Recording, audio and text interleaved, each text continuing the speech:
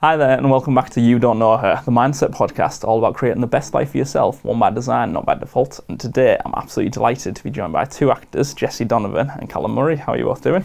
Hello, great. Thank you. Thank you for having us as well. Yes, you're very welcome. Yeah, thanks for coming. We've got a little slightly different setup today. We're normally at my house with my kitchen looking like a mess in the background, probably. Yeah. So I wanted to get both of you on together because you have worked together as well. So I wanted to kind of delve into as actors, kind of how you've got to the stage where you are now. So Jessie, would you mind giving us kind of a very brief overview of kind of where you are to start with, kind of what got you interested in acting and kind of more towards where you are now? Yeah, well, I've always loved acting, like from a little girl I've loved it. And I did some panto when I was 16. I did one show and then didn't do anything for years. And then when I was in my 20s, after I had my daughter, I started doing panto as a hobby. And then I realised about 3 years ago that this is what I want to do, like this is what I love doing, so I thought I need to make a career of this. So I decided to do some student films. That's where I started off, and then it's led from there, and just other roles have opened up, and that's how I started off. Oh, amazing! Yeah, it's a lovely story. I've heard that so many times from actors. Yeah, it's kind of, you know, even top actors waiting for that opportunity, and kind of, someone like Harrison Ford maybe went until his 40s to be picked up for something. But Calum, how does that relate to kind of your story? Is that similar for yourself? Is it? Yeah, in a way. I started off when I was 12. I joined this youth theatre group called Kappa Pi, and that was very popular in the northeast. And that I think they're performing in Newcastle now, but it used to be like around the base of Dipton in Stanley, where I was living at the time.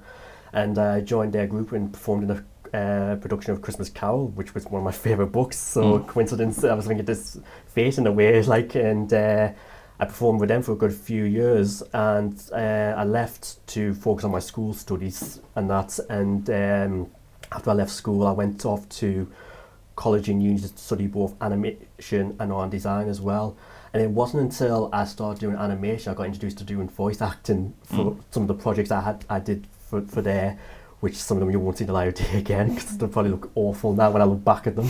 But it made me miss, in a way, doing acting. So I went back to theatre whilst I was at uni, and I joined this group called Washington Theatre Group, and I was with them for a good 12 years and that. But I performed in quite a few shows like pantomimes and mid-year shows and that. And come 2022, some of us from the group wanted to do a film adaptation on a play we did in 2018 called Remembrance Night, which I was the main character in that, and it was all to do about World War II and of this bloke who was a war hero, but he was in the present time suffering from dementia, and it was based on the writer and director's life of his life, really, and that, which was very fascinating to me because I've always been a fan of history. But so we teamed up and did a film in 2022, which entered into a couple of festivals, and it gave me the bug in a way to like come away from theatre to start go off and to do film work a bit more. So I started applying for like all these student films, doing extra work or being offered supporting roles just to boost me a bit more and that. And yeah, from then on I've just met a lot of people who, like one Carl Dobson, who also put me into one of his feature films. Oh, wow. I mean, he gave me the chance, and he cast me as an assassin in his spy thriller, which should be coming out sometime this year, called John Ghost. So that was one of the most challenging roles to play, because I thought myself as an assassin and all that, compared to playing panto characters and all that. It was a complete turnaround, but yeah, it goes to show, like, just push yourself, really. So yeah, that's the main thing. I think you've sort of touched on loads of points there about growth and kind of trying different things and growing, and even voice acting, as you mentioned. I suppose we were talking off camera about things like South Park and maybe even Family Guy. Is that part of it? Is it your very early influences, seeing these cartoons as a kid or teenager or whatever, and thinking wow, I love this. Well, how could I get into something like that? Is that I mean, it doesn't have to specifically be like an animated show like that, but that kind of thing. I would say I've never like looked at it really, to be honest, as voice acting. I think for me, I'm just more like grateful for any role I'm being given, and that it's a challenge either way. Every role's going to be different, and that. But it's just more for me. It's all about just exploring that and experiencing different challenges every time. And when it comes to being an actor. Yeah, no, very, very interesting. And I know as well, Jessie, we spoke off about your love-hate relationship with the horror genre as well. Yeah. Well, I do love a horror. Yeah. But I also am very scared of a horror. Like, I want to watch it, and then I'm like covering my eyes, and then I'm looking, and I'm like, oh. But yeah, I get too scared of them now, but I do love them as well. So it's just it's like car crashing that you can't keep your eyes off it. It's like you know you shouldn't be super into it as you are, but it's been so many horrors. I've been really uneasy watching them, but you can't stop watching them. Things like Hereditary, or I've only seen Midsummer and things like that. I haven't seen that, but one of my films that scares me now to this day is The Exorcist. The Exorcist, haunting. Terrified of it, but when I was younger, I watched it too young, but when I was younger I wanted to watch it, so I'd watch it, be terrified of it, and then be like, want to watch it again. I had do you remember The Butterfly Effect with Ashton Kutcher? So that's not even a horror at all. There was just one element in it I found slightly scary, and I thought, I really don't like this. Just walked out of the room and just what is it? It was there's a bit with his, because he's travelling back through time, and his dog gets kind of taken by the school bully or something, and I thought, I knew this film doesn't make sense of ever happening like this, but I thought I'd hate if my dog was taken. And I just didn't I didn't do anything with that. So I kind of parked that there. I brought up the horror genre because you do have a film coming out hopefully soon. Yes. Would you be able to talk a bit more detail about that? Yeah, so Mother's Legacy. So it's a horror, and I play the role of a scary woman, a scary mother. It was a very challenging role because I'm a mother myself, and I'd just had a baby. So when we were filming it, my baby was like 4 months old. So changing from lovely mummy to scary mother was a big challenge. But I feel like I've done really well with it because, it's acting. You're playing a character, and I didn't go from life experience with that role, obviously. But I think it's really challenged me as an actor to see what I can do. And previously, before that role, I was I was a crazy woman from the film Power Cut, and that then led to this role. So I must have played that really well. to be brought back on. A psycho crazy woman. But, brilliant. David Spain and Mark Spain, the director, lovely people to work with. So we really enjoyed that. So kind of progressing, I suppose, more for both of you then. So we've looked at more, kind of how you're starting out and kind of shaping and learning and developing as you're going. But do you kind of have targets now, goals as a goal setting of kind of what I want to be working towards? I mean, to come to you, Calum, I know you're kind of looking at a range of things at the moment and seeing, what you could do. You've got lots of options. And is that kind of what you're doing at the moment, kind of being open-minded and considering whatever is out there at the moment? Or?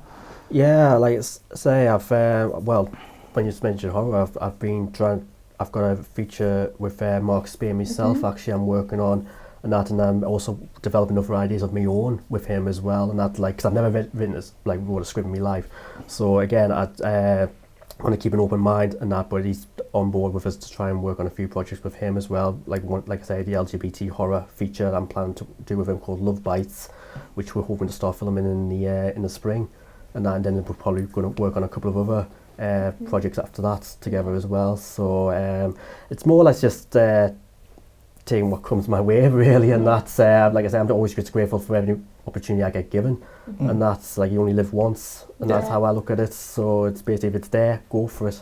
And that's so I just take it as it comes. Is that same for you, Jessie? I just take each day as it comes, and in terms of goals, I would say I'm just chasing my dreams. That's what I'm doing at the moment, and being a role model for the kids as well, because to show them that don't give up, you can do what you want to do. Because that's the thing with children as well, isn't it? You want to be the best role model and show them anything's possible, but if you don't kind of walk the walk yourself as well and say, anything's possible for you but not me, I'm going to kind of stay in my hole or whatever. It's a good idea to to branch yourself out there. Definitely, and like the kids, they'll be like, so my daughter, she'll say, oh, can I do this, can I do that? Like, you can do whatever you want. When you're older, you don't worry about it now, but when you're older, if you want to go be an artist, go be an artist. Like, you just got to believe in yourself, haven't you, and go for it. And yeah. So I know we spoke. You got children of varying ages. Has that been kind of a theme throughout their lives? Have you kind of just allowed them to kind of do what interests them as well? Yeah. So the kids, like my stepson, he was into acting before Christmas, and then now he doesn't want to. He's not interested anymore. So I'm like, right, if you're not interested in that, that's totally fine, like whatever you're interested in. He loves football. But my daughter, she was interested in acting for a good few years. She'd done some acting classes, and then she's like, I don't want to do it anymore. And I was like, that's fine, don't do it if you don't want to do it. And now she had a role of her own a few months ago, and we travelled to Leeds for this film, and she just done amazing. Like, she was the star, and she was like, I was so proud of her. And so now she wants to do acting again. So so whatever they want to do, I will support them, and Two of you together, both actors, both work together. Yes. So would you be able to kind of tell us a bit about that project you did together? I don't mind. So obviously, like, I worked with this writer and actor, Daniel McQuaid, start off with. We worked on a documentary that's involved about men's mental health for Andy's Man Club called It's Okay to Talk, which I've not seen yet, but it's been entering a few festivals and it's been doing really well. But a few months after we'd done it, he messaged me when I saw his script that he's always posting about his scripts and that, and I was like, and I'm always been a big reader, and when I see his script or a book or something, I'm like, right, I need to read this now. Could you send me a sample? So he sent me the one for Internal Vacancy, and he messaged saying that he might have a part for us. And I was like, all right, and did you not need to audition or anything? He says, no. He had just big, strong beliefs that I could really pull off the role that he was offering me, which was Dominic, the horrible boss role, and that. So I thought, oh, well, this will be fun, and that. And Jess got the role as was it Jess? Yeah, it was Jess. Easily confusing there. And Anna got the other character of Lauren, who I'd also worked with in John Ghosts as well. She was another assassin that we did a scene in that, so I was familiar with her, and she introduced me to Jess through WhatsApp, and we both scheduled rehearsals. And that's how I met Jess through calls. Yeah. Video calls and rehearsed together. That was the first time we met. Wasn't it was, yeah. And then when we met, finally, like, it was like I didn't know him, like like I knew him. Yeah. If that came out right. I was really tongue-tied then. But yeah, I auditioned for the role of Jess and another character as well.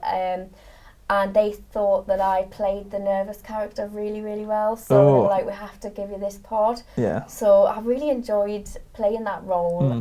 So I was one of Dominic's employers, and I was really panicked about everything that was going on in the world. I wonder why. You'll have to watch it. I'll have to watch it. Yes. Yeah. Oh God. Yeah. Do you know when that's coming out? That I'm one, not or is sure, it? actually, I think it's in the same March 28th was was from it it. I think it was that date still as of now, but we'll see. Can't wait to watch that. I know, definitely. Premiere. Perfect. Well, March 28th, everyone. Have your stuff in the description box below. But yeah, no, it's really cool. So obviously that's, again, it's just a start. It's meeting each other, and it seems like you're quite pally now. I'm sure you'd happily work together again. Yeah, well, we are, aren't we? We'll be working together soon. Oh yes, can't wait. Oh, what's that? Is there any information out about that one? Yeah, so we've got Short Girls coming up. A film that me and my other short friend have written together about short girls, about being small and the challenges that we face being small. And so we've written a film, and we'll be filming that in April time, I think. April time now. Wow. So Calum will be in that as well. Yes. So well, when you told me the title of the film through audio, it sounded like you're saying Showgirls, not Short Girls. No. So when I was listening to it, I said, is that Showgirls? It said that. I was like, oh, maybe it's going to be all cabaret or something like that. He said, no, it's Short Girls, short girls. So every time I pronounce it now, I go short girls. Yeah. With the capital T in short. But yeah, I'm really excited about that one. I'll wear a t-shirt saying short girls, not short girls. Yeah, I should make one, yeah. Yeah. So you've written that feature as well, is Yeah, it? so me and my friend Anna, we've written that one, and I've recently, it's all finished now. My previous film that I wrote was my very first time writing. Yeah. It was all about a lady called, it's called Rain, and it's all about mental health, and not just Rain's mental health, our partner's mental health, sister's mental health, so it's it sends a big message, and yeah, it's all about this lady's life and the trouble she's facing. So we filmed that, and that'll be ready soon. I'm not sure when, but soon. Exciting. No, it's good. So is that the route you kind of want to go down a bit more now, writing your own characters and that kind of thing? I prefer acting and modelling as well. I prefer them because even though writing is very creative, I do like writing. I just wanted to explore it and show my friends and create it as well and create that. But I do prefer acting, but I do like writing as well. Yeah, it's nice to have a few different avenues, I suppose. Mixture of things. Mixture of things. Yeah. Are you fully on with the acting as well, Calum? Is that your? At the moment, I'm very comfortable with it. It's like when someone asked me recently, like, do I prefer being on stage or in front of a camera? And I must admit, I feel more comfortable in front of a camera than I do in front of an audience. Yeah. I must admit, because I'm always, as soon as I get on stage and that, I'm back behind the curtain ready to go on. I'm always having to like take a few deep breaths and all that, because it's like, oh my God, I've got to go out there and like remember my lines. Am I going to get a blank moment there and that? But when I'm in front of a camera, I just feel more comfortable and that. So I think at the moment, like, the acting's still definitely there and that, but you never know. Like I might go back behind the camera one day and that if the time's right, but you never know. So our final question for both of you is, where can we find you? Want to see a bit more about you? Got any socials you can point people towards, Jessie? Or? Yeah. So I'm on Instagram, and what's my name? It's my name at Donovan Jessie, and I've got on there like a lot of my things that I've been doing with involving acting, writing, and modelling. So you can see me there. And there'll be links to other things that I'm doing. We've got a show coming up in the new year. It is the new year. We've got a show coming up in March, I think it is, March, and it's a 90s show where people can book tickets and come and see us. We're doing lots of different scenes from the 90s, so different films, so it'll be quite fun for people to... I'll be there. Yeah, like a bit of a memorabilia from the 90s. We've got that coming up. So yeah. Oh, exciting. And Calum, same question for yourself? Yeah, you find me on Instagram, Facebook, also any other inquiries through my agency, Smuggy Bloom Agency, that I got signed up to last year. So yeah, exciting stuff. Perfect, brilliant. Well, thank you very much both of you for coming on. Thank you so much for having us. Thank you very much. Cheers. Thank you.